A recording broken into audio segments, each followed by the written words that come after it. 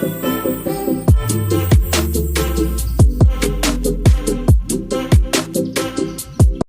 Hi guys, welcome back to my channel. ఈరోజు మనం egg dum biryani చూద్దాము. సింపుల్గా క్విక్గా అయిపోయేలా చూపిస్తాను. ఆయిల్ గీ వేసుకోండి. దెన్ దాంట్లో కారము, పసుపు, ఉప్పు వేసేసుకొని బాయిల్డ్ ఎగ్స్ ఉంటాయి కదా, వాటిని ఫ్రై చేసుకోవాలి. అండ్ మీరు కనుక ఫస్ట్ టైం మన ఛానల్ చూస్తున్నట్టయితే please do like, share and subscribe to our channel.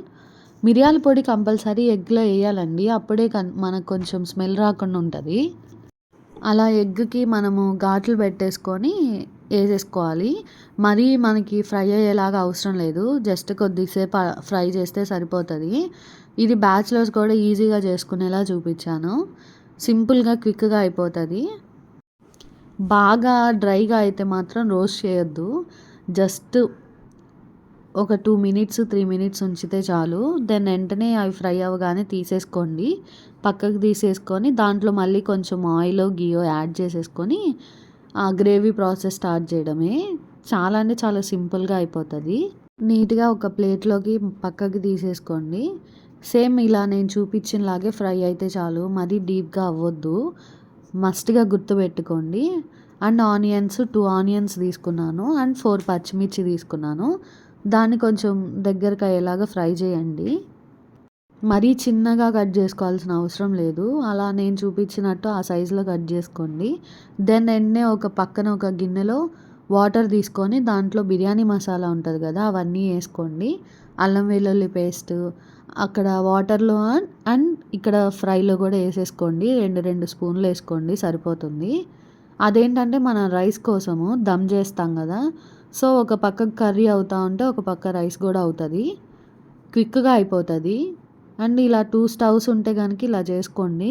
కొంతమంది బ్యాచిలర్స్ ఏంటంటే సింగిల్ స్టవ్ యూజ్ చేస్తారు కదా, సో ఒకదాని తర్వాత ఒక ప్రాసెస్ చేసుకోండి, మీకు సింపుల్గా ఉంటుంది.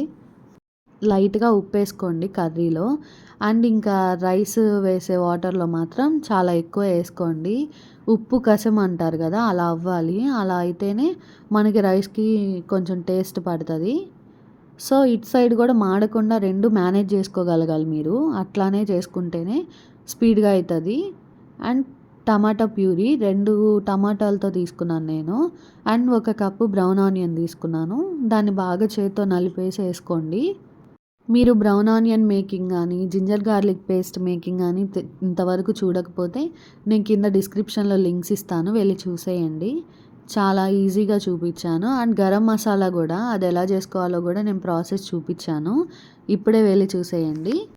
అండ్ 1 స్పూను ధనియాల పొడి, గరం మసాలా వేసుకోండి, అంతే. ఇంకా నీట్గా కలిపేసి ఇందాక టమాటా ప్యూరీ తీసుకున్న జార్లో కొంచెం వాటర్ తీసుకొని కొంచెం వాటర్ పోసేసుకోండి, అంటే 1 కప్పు దాకా గ్రేవీ కోసం. దాన్ని కొంచెం బాయిల్ అవ్వనియండి. ఆనియన్ అంటే ఇప్పుడు దాకా ఫ్రై చేసాం కదా, ఇప్పుడు కొంచెం మెత్తబడుతుంది గ్రేవీ లాగా. దెన్ కొంచెం కారము, కొంచెం అంటే ఎక్కువ స్పైసీగా లేకుండా వేసుకోండి, టేస్ట్ బాగుంటుంది. కొంచెం స్పైసీ ఎక్కువ అవుతే ఏమవుతుందంటే ఎక్కువ తినలేకపోతారు. అండ్ ఈ గ్రేవీయే సరిపోతుంది మనకి. అదిగోండి, 1 పక్క వాటర్ బాయిల్ అవుతే వెంటనే రైస్ వేసేసుకోండి దాంట్లో.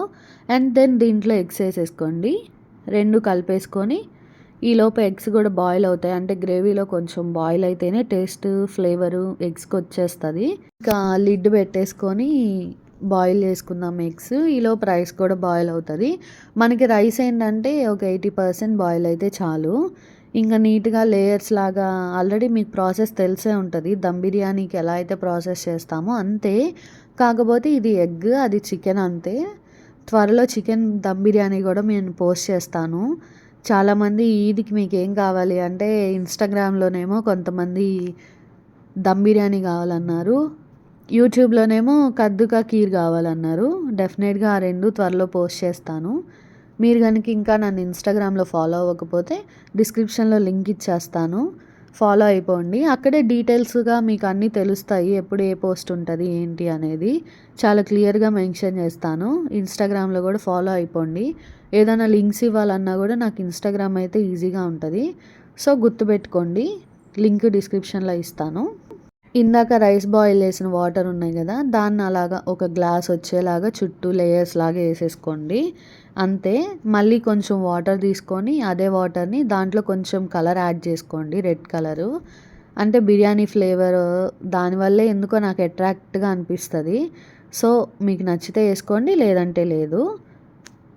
అదేమీ నీడేం గాదు. జస్ట్ నాకిష్టం గాబట్టి ఏసాను. ఇంకా మీ ఇష్టం అది. అండ్ పైన కొంచెం ఘీ ఏసుకోండి. టేస్ట్ బావుంటది. అంతే ఇంకా లిడ్ పెట్టేసి 10 మినిట్స్ ఉంచాలి. దెన్ చూసారుగా అదిగోండి అలా ఫ్లేవర్‌లాగా విచ్చుకున్నట్టుందంటేనే మనకి రైస్ బాయిల్ అయిపోయినట్టు. 10 మినిట్స్ ఏంటంటే స్టవ్ మీద ఉండాలి. అండ్ హాఫ్ అన్ అవర్ తర్వాత మనం సర్వ్ చేసుకోవాలి. అప్పుడే బావుంటది. చూసుకొని ఎగ్ పగలకుండా సర్వ్ చేసుకోండి. అంతే గాయ్స్ సింపుల్‌గా. మీకు గనక నేను చూపించిన రెసిపీ నచ్చితే please do like, share and subscribe to our channel. డెఫినెట్‌గా నచ్చిందనుకుంటున్నాను. మీకు ఎలాంటి రెసిపీస్ కావాలో కామెంట్ చేయండి.